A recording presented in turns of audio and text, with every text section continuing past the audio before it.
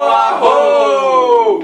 Bună seara, dragi părinți, din treabă mai zăboviți și ascultați urarea noastră adresată dumneavoastră. Chiar te stăm peste hotare, în ajun de sărbătoare, noi toți vrem să știm de voi că sunteți voioși ca noi. Cu metele înverjugate, cu fețele luminate, noul an îl așteptați și cu noi vă bucurați. Chiar de greu și sărăcie, înțelegere să fie, spre anul care vine să ne revedem cu bine. Să vă bate din afară, căci așa-i prăpăd în țară. Ne-o face mai gospodari, să împlinim și planuri mari.